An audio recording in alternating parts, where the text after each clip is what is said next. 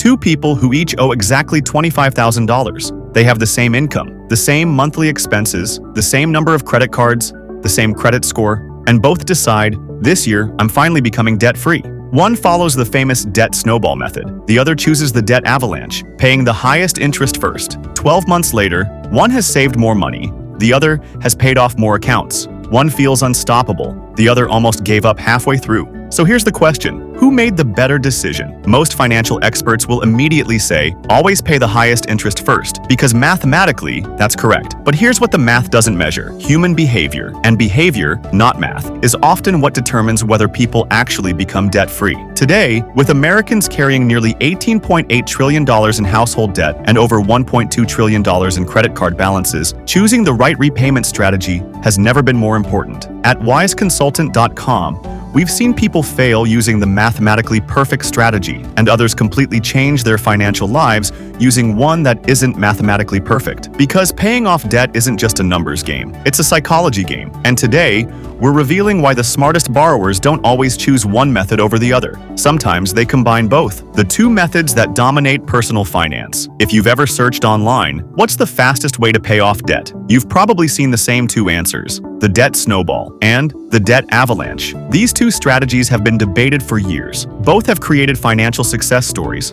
Both have loyal supporters. And both have one goal: help you eliminate debt as quickly as possible. But they attack the problem in completely different ways. Understanding those differences could save you thousands of dollars, or keep you motivated long enough to actually finish the journey. Method 1. The debt snowball. Let's begin with the strategy that changed the way millions of people think about debt. The debt snowball is simple. List every debt you have. Ignore the interest rates. Arrange them from the smallest balance to the largest balance.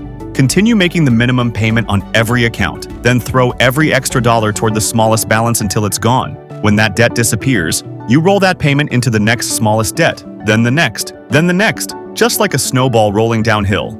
Your payment grows larger every time a balance disappears, and that's exactly where the name comes from. Why the snowball method feels so powerful.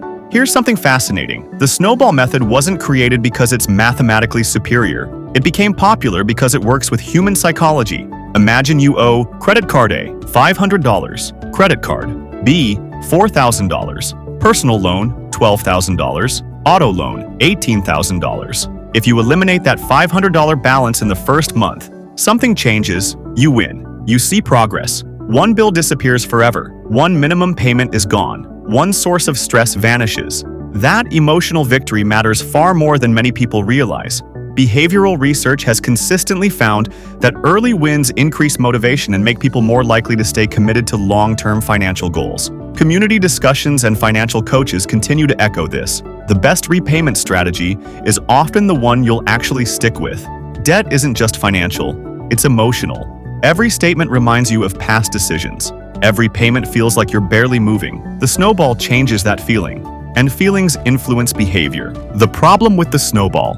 Now, let's talk about the downside. Suppose you have debt A, $800 at 29% interest. Debt B, $500 at 8% interest. The snowball tells you to eliminate the $500 balance first. But mathematically, your most expensive debt is still growing rapidly. While you're celebrating one small victory, the higher interest balance continues charging expensive interest every month. Over several years, that difference can become substantial, which brings us to the second strategy. Method 2. The debt avalanche. The debt avalanche ignores balances. Instead, it ranks every debt by interest rate. Highest interest first, lowest interest last. You continue making minimum payments on every account. Then every extra dollar attacks the account charging you the most interest. Financially, this method is extremely efficient because every dollar used to eliminate high-interest debt immediately reduces future interest costs. That's why many financial planners call it the mathematically optimal strategy. You'll usually pay less interest overall and potentially become debt-free with less total money leaving your pocket. Why the avalanche makes perfect mathematical sense. Imagine this. You have two debts. One charges 8% interest. The other charges 29% interest. Which debt becomes more expensive every month? Obviously, the 29% account. Every extra payment made toward that account immediately slows how much interest continues accumulating. It's like repairing the biggest leak in a sinking boat first. You stop the largest loss before worrying about smaller ones. On paper, the avalanche almost always wins.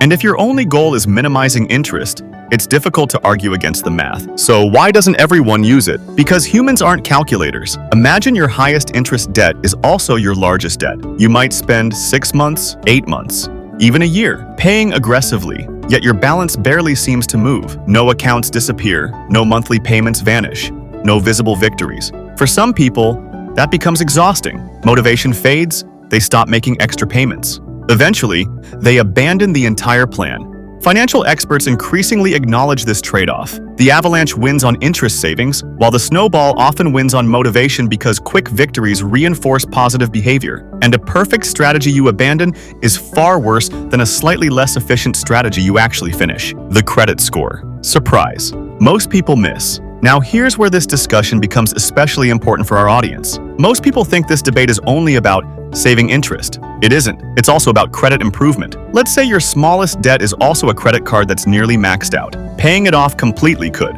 reduce your overall credit utilization, eliminate one monthly obligation, improve your debt-to-credit ratio. Those changes may help your credit profile. But what if your highest interest card is also your highest utilization account? Now the avalanche may also improve your utilization while saving interest. See the problem?